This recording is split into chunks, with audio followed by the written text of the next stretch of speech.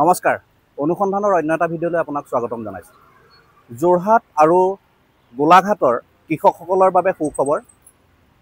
যোৰহাট আৰু গোলাঘাটৰ কৃষকসকলৰ সুবিধা হোৱাকৈ আমাৰ অসমৰ এটা পৰিচিত নাম HVF এজেঞ্চি, আমাৰ মৰাণৰ সুযোগ্য সন্তান হীৰেন চেতিয়া ডাঙৰীয়াৰ প্ৰচেষ্টাত মৰাণ, তিনিচুকীয়া, মাজুলী আৰু ডিব্ৰুগড়ৰ পাছত যোৰহাট আৰু গোলাঘাটৰ কৃষকৰ সুবিধা হোৱাকৈ দেৰগাঁৱৰ চাৰিআলিৰ নিচেই ওচৰতেই তেখেতসকলৰ এখন বিপণী আৰু তেওঁলোকৰ ছাৰ্ভিচ চেণ্টাৰ আজি আৰম্ভ কৰিছে। গতিকে আমি আপোনালোকৰ আজি চেতিয়া ডাঙৰীয়াৰ এই বিপণী আৰু ছাৰ্ভিচ চেণ্টাৰত আমাৰ কৃষকসকল কেনেধৰণে উপকৃত হ'ব আৰু কেনেধৰণৰ সুবিধাসমূহ লাভ কৰিব আমি আপোনালোকক কিছু দেখুৱাৰ চেষ্টা কৰিম।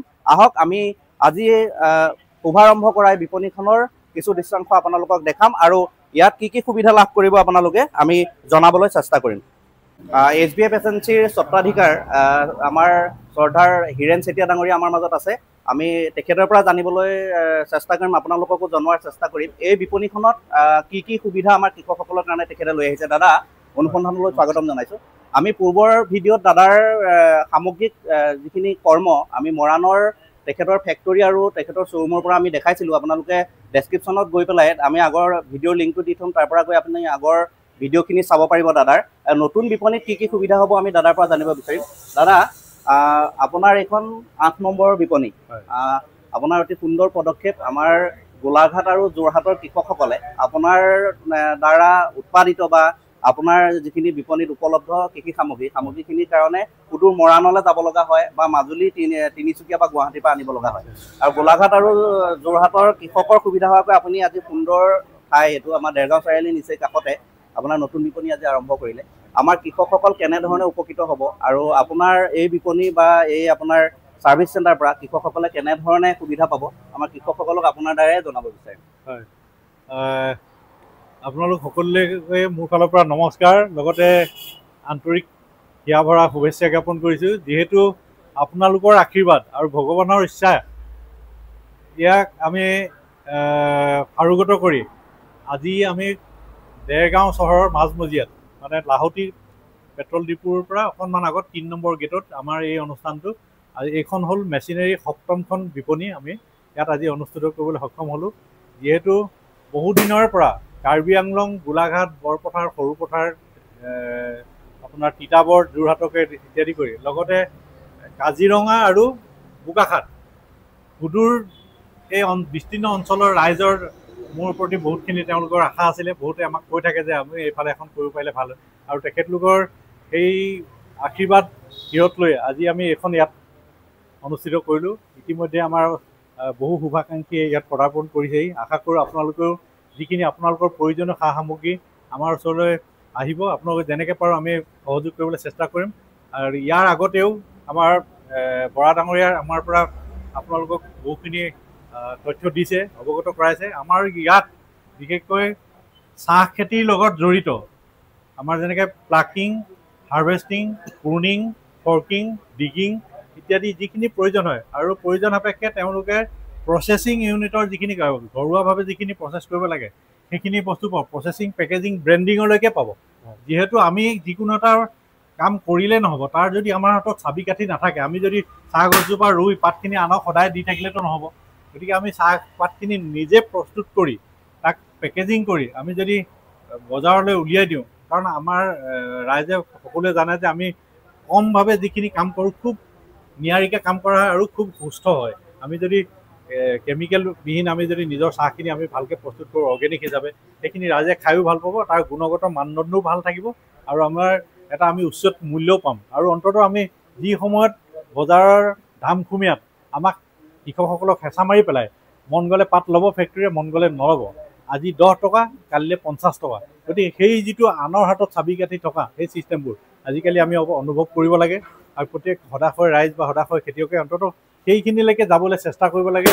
আমিবোৰ আছোঁ, আজিকালি অত্যাধুনিক সামগ্ৰীৰ কোনো দিগদাৰ নাই, আপুনি মোবাইলটো খুলিলেই পায়। গতিকে তেওঁলোকৰ লগত জড়িত এতিয়া খেতি খোলাৰ পৰা যিমানখিনি প্ৰয়োজন হয়, জানে আপোনালোকে tractor, power tiller, power weeder, baby weeder ইত্যাদি ইত্যাদি এইবিলাক অতি সুচল হৈ গ'ল।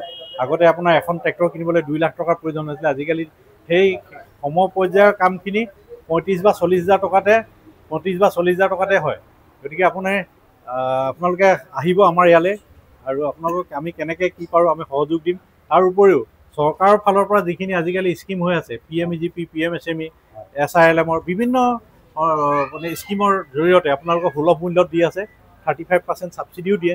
গতিকে যাৰ ফুড প্ৰচেছিঙৰ লগত জড়িত যিসকল ব্যক্তি আছে, খাদ্য প্ৰস্তুতকৰণৰ লগত যিসকল জড়িত হৈ আছে বা আপোনালোকে পেকেজিং ইণ্ডাষ্ট্ৰি যিসকলে কৰি আছে, আপুনি চাব আনৰ বস্তুটো আপুনি ভালকৈ পেকেজিং কৰি যদি আপোনাৰ নিজৰ ব্ৰেণ্ড এটা দি দিয়ে সেইটোও আপুনি ধুনীয়াকৈ কৰিব পাৰে।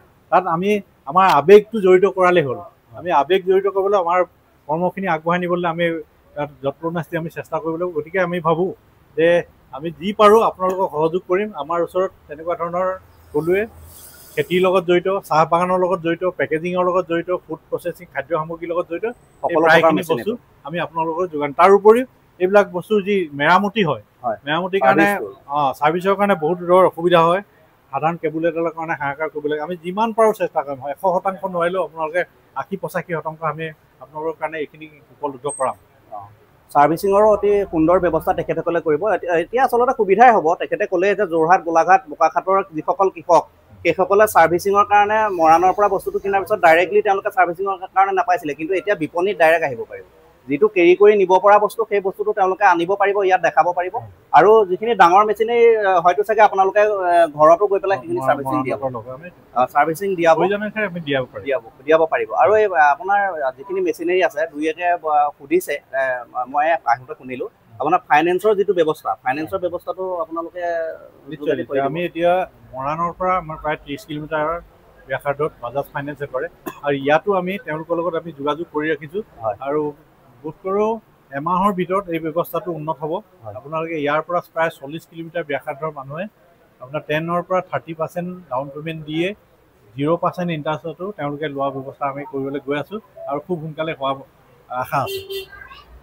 এই SBF এজেঞ্চিৰ স্বত্বাধিকাৰী আপোনালোকক জনালে যে আমাৰ ইয়াত আপোনালোকে ফাইনেন্সৰ সুবিধাও পাব। আমাৰ বিভিন্নজনক আমি আচলতে আহি ইয়াত লগ পাইছোঁ আৰু তাৰ ভিতৰত এজন বিশেষ ব্যক্তিক আমি লগ পাইছোঁ। আমাৰ পেঙেৰীৰ অসমৰ সকলোৰে চিনাকি ধনীৰাম চেতিয়া ডাঙৰীয়া আপোনালোকে বিভিন্ন ভিডিঅ'ত দেখা পায় যে SBF এজেঞ্চিৰ বিভিন্ন কৃষি সামগ্ৰী তেওঁ ইতিমধ্যে ব্যৱহাৰ কৰিছে আৰু তেখেতে SBF এজেঞ্চিৰ কৃষি সামগ্ৰীসমূহ ব্যৱহাৰ কৰি কেনেধৰণে উপকৃত হৈছে আমি তেখেতৰ পৰা জনোৱাৰ চেষ্টা কৰিম। চেতিয়াদা, আমি আপোনাৰ ভিডিঅ'সমূহতো দেখোঁ, বিভিন্ন সময়ত দেখা পাওঁ আপুনি SBF এজেঞ্চিৰ বিভিন্ন কৃষি সামগ্ৰী আপোনাৰ কৃষি কৰ্মত ব্যৱহাৰ কৰিছে। আপোনাৰ এই বিশাল কৃষি কৰ্মত আমি দেখা পাওঁ বিভিন্ন ব্যৱহাৰ কৰিছে। এতিয়া এই SBF এজেঞ্চি আজি ইয়াত আমাৰ নতুন এটা শ্ব'ৰুম আৰম্ভ হ'ল।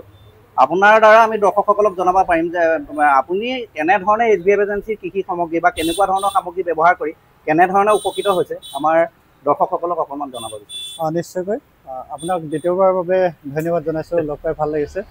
যি কি নহওক, হয়, এই নতুনকৈ ইতিমধ্যে যিখন সপ্তমখন শুভাৰম্ভ হোৱা প্ৰতিষ্ঠানখনত কি আছে আমাৰ স্বত্বাধিকাৰী ডাঙৰীয়া ক'লে নিশ্চয়কৈ। বিগত কিছু বছৰৰ পৰা এই প্ৰতিষ্ঠানখনৰ পৰা মই ভালেমানকেইটা কৃষি সঁজুলি ইয়াৰ পৰা লৈ গৈছোঁহি। প্ৰথমতে মই এখন সৰু পাৱাৰ ৱেডাৰ নিছিলোঁ। তাৰ পৰা মই যথেষ্টখিনি উপকৃত হৈছিলোঁ। যিটো সঁজুলিৰ বিষয়ে সামাজিক মাধ্যমত প্ৰায় দেখি থাকে। খুব কম সময়ৰ ভিতৰতে মাটি চাহ কৰিব পাৰি, বীজ তলি প্ৰস্তুত কৰিব পাৰি, গোবৰবোৰ খুচৰিব পাৰি, বিভিন্ন ধৰণৰ উদ্যান শস্য পুলি ৰোপণ কৰিবৰ কাৰণে যিটো গাঁত বা খুলি প্ৰস্তুত কৰিব পাৰি। তাৰ সমান্তৰালভাৱে আকৌ যিখন power weeder medium power weeder বুলি কোৱা হয়, সেইখনত বাম খেতিৰ সমান্তৰালভাৱে পথাৰ খেতিটো ব্যৱহাৰ কৰিব পাৰি। তাৰপিছতে আহিলে যিটো ব্ৰাছ কাটাৰ, যিহেতু আমাৰ বিভিন্ন ধৰণৰ উদ্যান শস্যৰ যিবিলাক তলি সেইবিলাক বিভিন্ন সময়ত আমি চাফ চিকুণ কৰিবলগীয়া হয় বা দৰৱ মাৰিবলগীয়া হয়, কিন্তু ঔষধ মৰাটো বা দৰৱ মৰাটো ইমান এটা উচিত নহয়। গতিকে এই ব্ৰাছ কাটাৰ জৰিয়তে খুব সুন্দৰকৈ প্ৰতি মাহে মাহে চাফ চিকুণ কৰিব পাৰি। তাৰপিছত আহিলে স্প্ৰে মেচিন। আজিৰ তাৰিখত যিহেতু আমাৰ যিটো সৰু হেণ্ড পাম্প বা হেণ্ড স্প্ৰে সেইবিলাকে পোক পতংগবিলাক সঠিকভাৱে নিয়ন্ত্ৰণ কৰিব নোৱাৰি, কিন্তু এই যিটো পাৱাৰ মেচিন সেই মেচিনটোৰ জৰিয়তে বহু ওপৰলৈ স্প্ৰে কৰিব পাৰি। যিহেতু মই উদ্যান শস্যৰ লগত জড়িত হৈ আছোঁ আৰু সেই স্প্ৰে মেচিনৰ জৰিয়তে বা পাৱাৰ মেচিনৰ জৰিয়তে খুব সুন্দৰকৈ মই বিভিন্ন ধৰণৰ পোক পতংগবিলাক নিয়ন্ত্ৰণ কৰিবলৈ সক্ষম হৈছোঁ। তাৰপিছতে আহিলে এটা সৰুমন থেচাৰ বুলি কোৱা হয়। আজিৰ তাৰিখত যিসকল নেকি সৰু সুৰা ক্ষুদ্ৰ ধান খেতিয়ক আছে, তেওঁবিলাকে ডাঙৰ ট্ৰেক্টৰৰ পৰিৱৰ্তে এই সৰু সৰু যিটো থেচাৰ মেচিন সেই মেচিনৰ জৰিয়তে মৰণা কৰিব পৰা হয়। তেনেকুৱা ধৰণে এতিয়ালৈকে মই প্ৰায় 6-7টামান তেনেকুৱা মেচিন ব্যৱহাৰ কৰি আহিছোঁ আৰু ইটোৰ পিছত সিটো খুব চমৎকাৰী।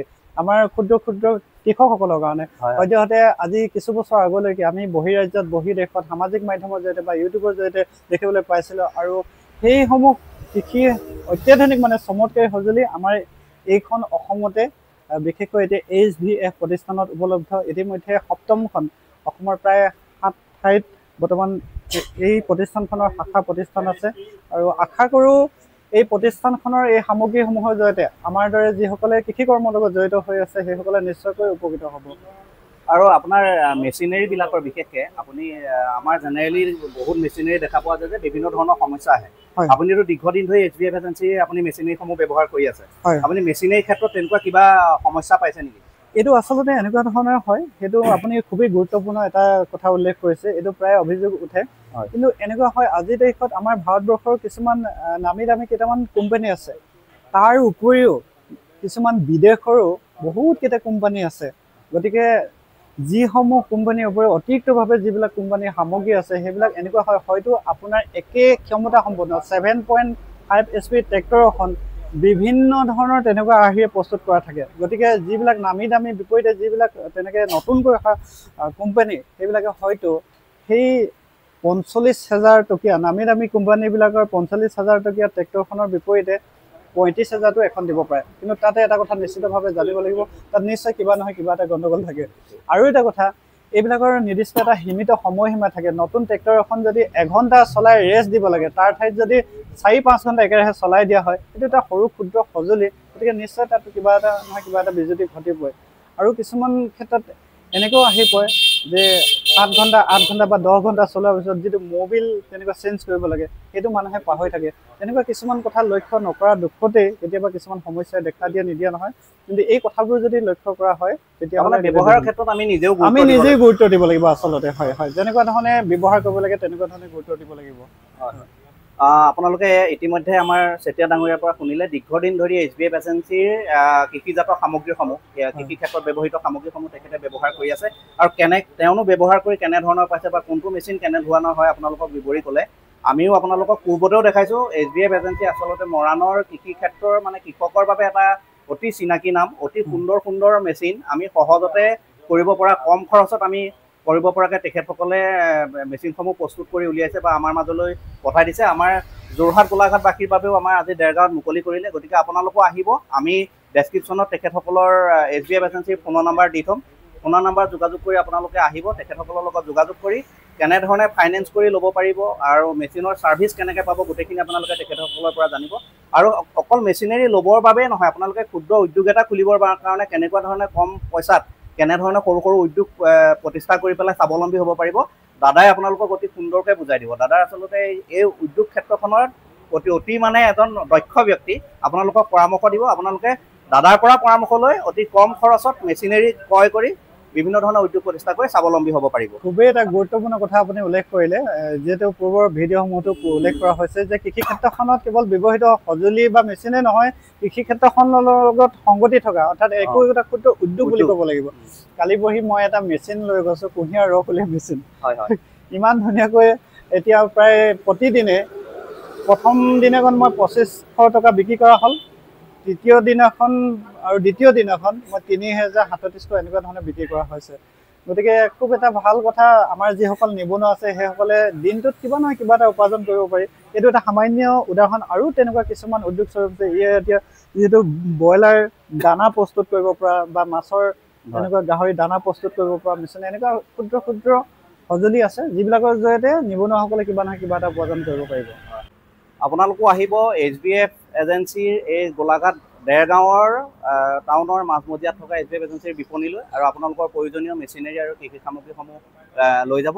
এনেধৰণৰ যোগাত্মক চিন্তাৰ ইতিবাচক বাৰ্তা দিয়াৰ বাবে আপোনালোকৰ মাজলৈ ভিডিঅ' লৈ অনাৰ প্ৰয়াস কৰিম। তাৰ বাবে আপোনালোকে চাই থাকিব অনুসন্ধান। আৰু চেনেলটো যদি প্ৰথম চোৱা আৰম্ভ কৰিছে তেতিয়া চেনেলটো ছাবস্ক্ৰাইব কৰি থ'ব, যাতে আহিব লগা সময়ত এনেধৰণৰ যোগাত্মক ভিডিঅ'সমূহ আপোনালোকে চাই থাকিব পাৰে। ধন্যবাদ।